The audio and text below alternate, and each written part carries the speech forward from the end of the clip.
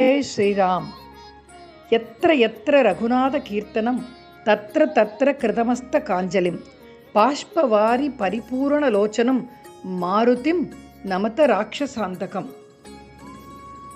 எங்கெல்லாம் ஸ்ரீராமநாமம் ஒலிக்கிறதோ அங்கெல்லாம் பக்தி பரவசத்துடன் கண்களில் நீர்மல்க காட்சி தந்து கொண்டிருப்பவர் எவரோ அவரே ஹனுமான் என்பதை தெரிந்து கொள் என்பதே இந்த ஸ்லோகத்தின் பொருளாகும்.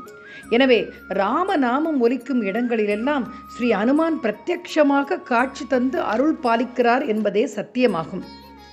இன்று ஸ்ரீ ஹனுமான் ஜெயந்தி. ஸ்ரீ ஹனுமானின் வீர தீர பராக்கிரமத்தால் ஸ்ரீ ராமபிரானுக்கு சங்கடங்கள் ஏற்படும் போதெல்லாம் ஓடி வந்த சங்கடங்களை களைந்து வேறு எவருமே செய்ய இயலாத உயர்வான சேவை செய்த காரணத்தால் சங்கட மோட்ச அனுமான், அதாவது சங்கடங்களை தீர்க்கும் அனுமான் என்று ஸ்ரீ ராமபிரானின் அருள்வாக்கால் போற்றப்பட்டவர் ஸ்ரீ ஆஞ்சநேயர். இதன் மூலமாகவே ஸ்ரீ ராமச்சந்திர மூர்த்தியின் கருணையும் நமக்கு கிடைக்கின்றது. இதுவே சத்தியமாகும். ஸ்ரீ ராமனை விட ராம நாமத்திற்கு வலிமை அதிகம் என்பதை இந்த உலகிற்கு அறிவித்தவர் ஸ்ரீ ஆஞ்சநேயர். ஒருமுறை ஸ்ரீ ராமபிரானோடு ஆஞ்சநேயர் தாயம் உருட்டி விளையாடினார். அந்த விளையாட்டிலும் ஸ்ரீ ஆஞ்சநேயரே வெற்றி பெற்றார்.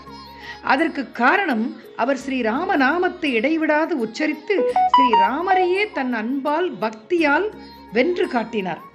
ஸ்ரீ ஆஞ்சநேயரை வழிபட்டால் நவ கிரகங்களின் தாக்கத்திலிருந்தும் நாம் தப்பித்துக் கொள்ளலாம் என்பதே உண்மை. நவ கிரகங்களில் ஒன்றான ராகு பகவானின் தோஷம் நீங்க ஸ்ரீ ஆஞ்சநேயருக்கு வடைமாலை சாற்றினால் அவை யாவும் நீங்கிவிடும்.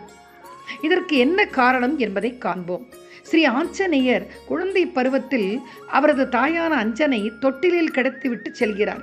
அவருக்கு பசி வந்துவிட்டது. உண்ணுவதற்கு ஏதாவது கிடைக்குமா என்று அண்ணாந்து பார்க்கும் பொழுது அந்த குழந்தைக்கு சூரியன் பழம் போன்று காட்சி அளிக்கிறது. அடடா, இந்த பழத்தை சாப்பிட்டு நாம் பசியாறுவோம் என்று விரைந்து சூரியனை நோக்கி பறக்க துவங்குகிறார். அதே சமயத்தில் ராகு பகவானும் சூரிய கிரகணத்திற்கு நேரம் வந்துவிட்டபடியால் சூரியனை வளைக்க வேண்டும் என்பதால் அவரும் விரைவாக செல்கிறார்.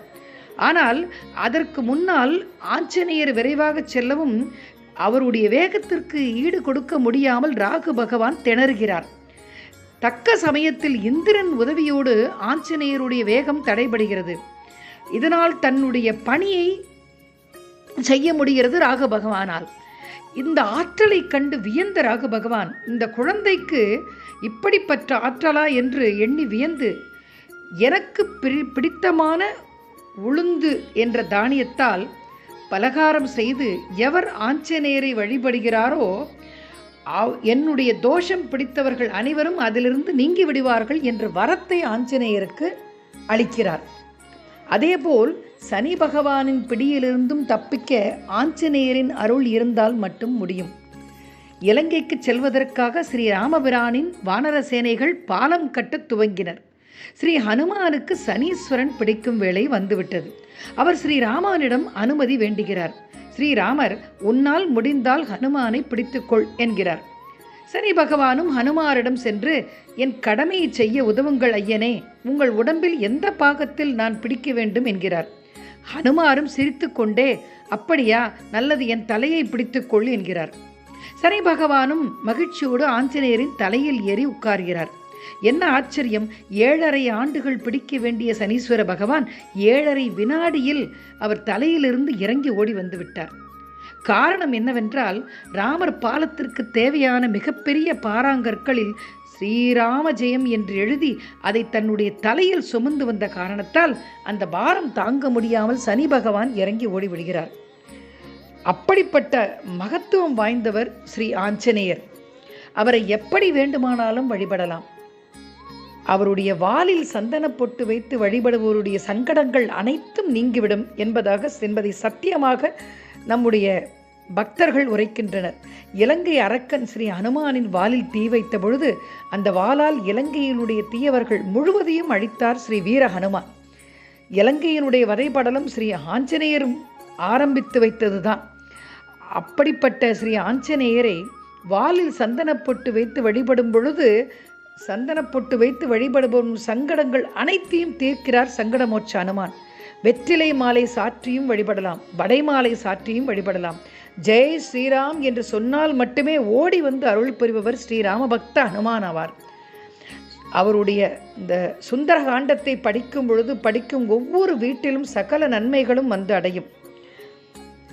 ஸ்ரீ ஆஞ்சநேயருடைய ஹனுமான் சாலிசா என்று சொல்லக்கூடிய ஹனுமன் 40 படிக்கும் பொழுது, ஸ்ரீ துளசிதாசருடைய அந்த பாடலை படிக்கும் பொழுது, துளசிதாசருக்கு எவ்வாறு சங்கடம் நேர்ந்த பொழுது ஆஞ்சநேயர் ஓடி சென்று காப்பாற்றினாரோ அதுபோல நம்மையும் வந்து காப்பாற்றுவார்.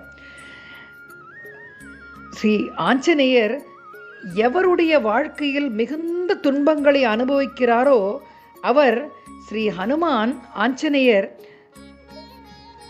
சஞ்சீவனி மூலிகை இருந்த மலையை தன்னுடைய கைகளால் தாங்கி எடுத்துக்கொண்டு வந்த காட்சி மனதால் நினைக்கும் பொழுதே அவருடைய சங்கடங்கள் அனைத்தும் நீங்கிவிடுமா. காரணம், தன்னுடைய அளவு கடந்த ஆற்றலால் அவர் ஸ்ரீ ராமபிரானுடைய சங்கடத்தையே தொலைத்தவர், நீக்கியவர். அப்படிப்பட்டவர் நம்முடைய சங்கடங்களையும் தொலைக்க மாட்டாரா என்ன?